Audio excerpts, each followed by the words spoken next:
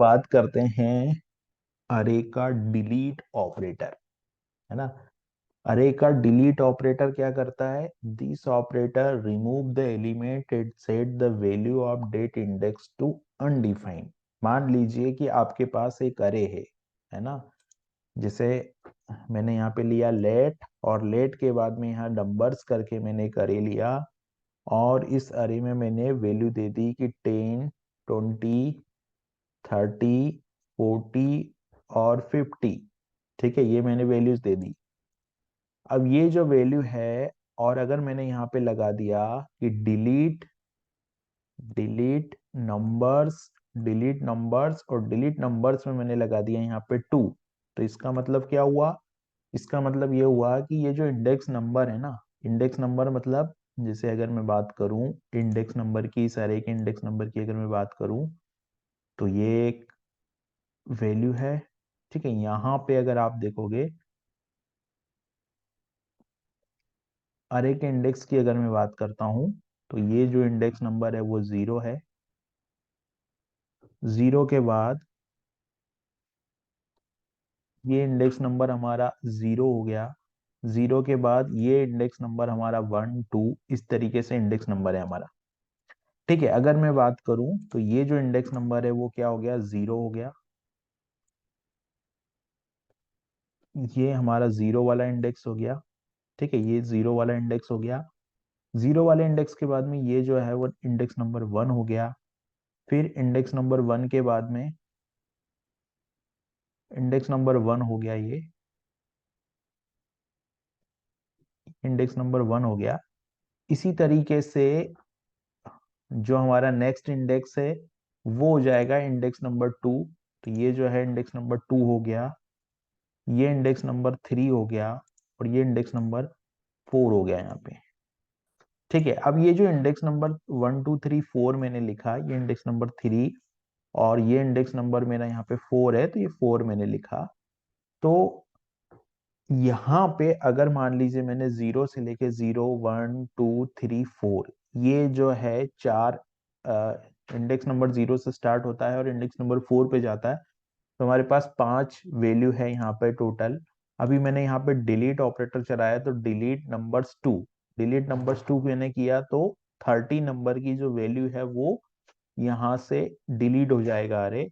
और जो अरे बचेगा वो क्या बचेगा यहाँ पे, मतलब जो वैल्यू है वो डिलीट हो जाएगी, इंडेक्स रहेगा।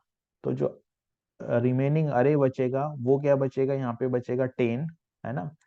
10 और 20, 30 जो वैल्यू है वो हट जाएगी यहाँ से, तो 10 बचेगा, 20 बचेगा, और 40 बचेगा, और 50 बचेगा। ये रिमेनिंग वैल्यूज यहाँ पे बचेगी। और यहाँ पे यानी कि इंडेक्स नंबर 2 जो है हमारा, इंडेक्स नंबर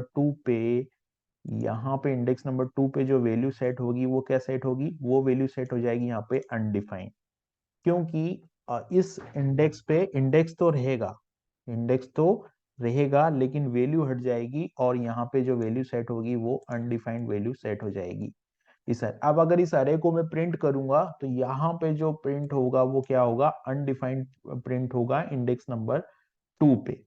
तो ये हमारा डिलीट ऑपरेटर था। अभी हम लोग एक इसका प्रैक्टिकल करते हैं, तो मैं एक इसका प्रोग्राम बनाता हूं। तो हम लोग चलते हैं वीएस कोड की तरफ। तो हम लोग चलेंगे यहाँ से वीएस कोड की तरफ चलते हैं हम लोग। ये वीएस कोड है। वीएस कोड में मैं एक एग्जांपल क्रिएट करता हूँ। तो मैंने यहाँ पे example5.html ये क्रिएट कर लिया। example5.html मैंने क्रिएट किया। अभी इस example5.html को हम लोग यहाँ पे एक यहाँ पे मैं क्या करता हूँ, HTML5 क्रिएट कर लेता हूँ। HTML5 क्रिएट कर लेता हूँ, यहाँ पे मैं एक स्क्रिप्ट टैग लगाता हूँ। तो मैंने यहाँ पे एक स्क्रिप्ट टैग लगाया, और स्क्रिप्ट टैग के अंदर मैंने लिखा नंबर्स लेट नंबर्स लेने के बाद में यहाँ पे मैंने लिखा 10, 20, 30, 40, 50, ये कुछ वैल्यूज मैंने लिख ली, जो कि 60 तक वैल्यूज थी। और थोड़ी और वैल्यू हम लोग बढ़ा देते हैं, तो मैंने कर दिया 70, फिर मैंने कर दिया 80। तो 80 एलिमेंट की वैल्यूज यहाँ पे मैंने कर दी फिक्स। फिर मैंने क्या किया, डॉक्यूमेंट डॉट राइट लगाया यहाँ। डॉक्यूमेंट डॉट राइट लगा के मैंने इस वैल्यू को प्रिंट किया, तो डॉक्यूमेंट डॉट लाइट लगाया। फिर हम लोगों ने यहाँ पे वेक्ट्रिक यूज किया, क्योंकि टेम्पलेट स्ट्रिंग हम लोग यूज कर रहे हैं, तो मैंने यहाँ पे यूज किया नंबर्स, और नंबर्स के बाद में मैंने यूज किया यहाँ पे डॉलर, और डॉलर के बाद में यहाँ पे मैंने यूज किया नंबर्स, और नंबर्स के बाद में यहाँ पे मैंने यूज किया br। ठीक है, और मैंने यहाँ पे यूज किया br, तो ये एक वैल्यू ये पूरा जो अरे है वो प्रिंट हो जाएगा यहाँ पे। ठीक है, तो एक बार हम लोग क्या करते हैं कि इसका आउटपुट को प्रिंट करके देखें। तो जो आउटपुट है वो कुछ मैंने ओपन विद लाइव सर्वर किया, तो अभी ओपन विद लाइव सर्वर किया तो ये जो रिजल्ट है वो कुछ इस तरीके से प्रिंट हो गया। अभी मैं क्या करता हूँ, मैं यहाँ पे डिलीट ऑपरेटर चलाता हूँ, तो और उसके पहले मैं लेंथ भी निकाल लेता हूँ अरे की। तो मैं लिखता हूँ document dot right, document dot right में जाते हैं हम लोग, और यहाँ पर लिख देते हैं सिंपल लेंथ, जो अरे की लेंथ है वो, या नंबर ऑफ एलिमेंट हम लोग लिख देते हैं यहाँ पे, नंबर ऑफ एलिमेंट्स कर देता हूँ मैं। ठीक है, नंबर ऑफ एलिमेंट्स मैंने कर दिए। नंबर ऑफ एलिमेंट्स करने के बाद में यहाँ पर मैंने लगाया डॉलर, डॉलर लगाने के बाद में यहाँ पे मैंने एक वैल्यू ली नंबर्स डॉट लेंथ प्रॉपर्टी, जो अरे की है वो मैंने यूज कर ली यहाँ पे। तो ये जो है लेंथ प्रॉपर्टी यहाँ यूज कर ली मैंने अरे की, और इसको मैंने यहाँ बंद कर दिया सेमीकोलन लगा के। और यहाँ पर हम लोगों ने चूंकि बैकट्रिक नहीं लगाया था, तो हमको यहाँ बैकट्रिक यूज करना होता है। और अब इस कोड को मैं रन करके देखूंगा, तो इसका यहाँ पर वैल्यू क्या है, नंबर ऑफ एलिमेंट में अनडिफाइंड आ रहा है, यानी कि कुछ प्रॉब्लम है। वो हम लोग देख लेते हैं कि वैल्यू ऑफ अनडिफाइंड में यहाँ पर अनडिफाइंड क्यों आ रहा है, वैल्यू ऑफ अनडिफाइंड। तो यहाँ नंबर्स मैंने यूज किया है, नंबर्स नाम का अरे भी मैंने यूज किया है, और लेंथ LENGTH, ये थोड़ा मिस्टेक हो गया यहाँ पर प्रॉपर्टी के नाम में, तो यहाँ लेंथ प्रॉपर्टी हो गई। अभी मैंने रन किया इसको, तो रन किया तो नंबर ऑफ जो एलिमेंट है वो टोटल नंबर ऑफ एलिमेंट यहाँ पर 8 आए। ठीक है, फिर मैंने क्या किया यहाँ पर मैं अभी डिलीट ऑपरेटर चलाऊंगा, तो मैंने यहाँ पे लिखा डिलीट, और डिलीट के बाद में यहाँ पे मैंने लिखा numbers, delete numbers 3, delete number 3 कर दिया, और 3 के बाद में दोबारा से मैंने इन दोनों स्टेटमेंट को यहाँ पे प्रिंट किया। तो दोनों स्टेटमेंट को यहाँ पे प्रिंट किया, यहाँ पे मैंने फिर से प्रिंट किया। तो ये जो वैल्यूज है वो यहाँ नंबर ऑफ एलिमेंट, अभी मेरे को क्या करना चाहिए, यहाँ पे एक br और लगा देना चाहिए। तो मैं यहाँ पे एक br यूज कर देता हूँ, तो यहाँ पर ये नेक्स्ट एलिमेंट में इसका रिजल्ट आ जाएगा। ठीक है, तो आप देख रहे हो यहाँ पर कोई वैल्यू प्रिंट नहीं हुई है, यहाँ पर कोई वैल्यू प्रिंट नहीं हुई है, लेकिन यहाँ पर नंबर ऑफ एलिमेंट तो 8 ही है, यानी कि यहाँ से वैल्यू तो डिलीट हो गई, लेकिन इंडेक्स पे अभी अनडिफाइंड वैल्यू तो डिलीट हो गई, और यहाँ पर इंडेक्स पे जो वैल्यू है वो अनडिफाइंड आ गया।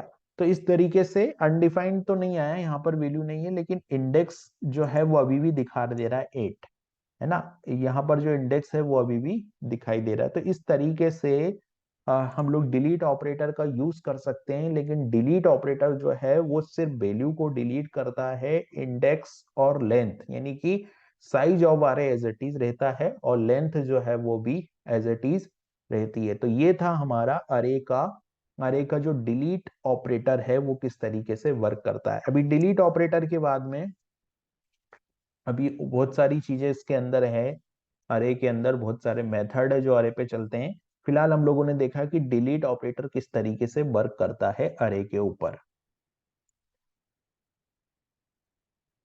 अब हम लोग एक और प्रोग्राम क्रिएट करते हैं, और यहाँ पर हम लोग देखते हैं कि फॉर लूप का यूज किस तरीके से किया जाता है अरे में।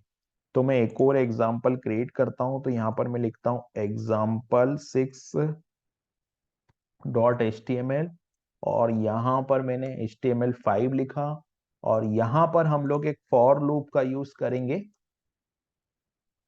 तो जो फॉर लूप है वो किस तरीके से यूज होता है वो मेरे को देखना है, तो मैंने लिया लेट नंबर्स, और नंबर्स का मैंने एक अरे ले लिया। हम लोग ऐसा करते हैं, इसी अरे को कॉपी कर लेते हैं। तो मैंने इस अरे को पूरा यहाँ पर कॉपी कर लिया, तो ये जो अरे है वो यहाँ पर कॉपी हो गया। उसके बाद में मैंने यहाँ पर फॉर का लूप चलाया, और फॉर लूप में मैंने अभी अगर मेरे को एक स्टेटमेंट लिखना है तो इसकी जरूरत नहीं है बॉडी की। मैंने लिया यहाँ पर लेट के बाद में मैंने लिया आई इज इक्वल टू मैंने लिया 0, और यहाँ पर आई लेस देन और इक्वल टू मैंने ले लिया नंबर्स डॉट लेंथ, ये मैंने ले लिया, और यहाँ पर मैंने किया आई प्लस प्लस, और यहाँ पर मैंने सिंपल लिख दिया कि डॉक्यूमेंट डॉट राइट, और डॉक्यूमेंट डॉट राइट के बाद में यहाँ पे मैंने लिख दिया डॉलर, डॉलर के बाद में यहाँ पे मैंने लिख दिया नंबर्स, और नंबर्स के बाद में मैंने यहाँ पे लिख दिया आई, नंबर्स के बाद में यहाँ पे मैंने नंबर्स, और नंबर्स के बाद में मैंने लिख दिया यहाँ पर आई। तो ये हो गया आई। अब मेरे को क्या करना है, यहाँ पर एक BRB में लगा देता हूँ। तो मैंने यहाँ पे एक BR लगा दिया ताकि एक के नीचे एक रिजल्ट आए। अब अगर इस प्रोग्राम को मैं रन करता हूं तो क्या होगा, यहाँ पर सारी वैल्यूज जो प्रिंट हो रही है आप देख रहे हो यहाँ पर 10 20 30 40 50 60 70 80, और ये अनडिफाइंड क्यों आ रहा है, यहाँ पर अनडिफाइंड नहीं आना चाहिए था। तो अनडिफाइंड इसलिए आ रहा है कि मैंने लेस देन और इक्वल टू लगा दिया। अभी मैं यहाँ पर लेस देन कर देता हूँ तो ये अनडिफाइंड हट जाएगा। तो इस तरीके से सिंपल है फॉर लूप। यहाँ पर हमने आई इज इक्वल टू 0 से इनिशियलाइज किया, लेस देन इक्वल टू अरे की जो लेंथ है उससे लेस देन इक्वल टू करेंगे, और आई प्लस प्लस करेंगे। तो इस तरीके से हम लोग अरे के साथ फॉर लूप का यूज कर सकते हैं।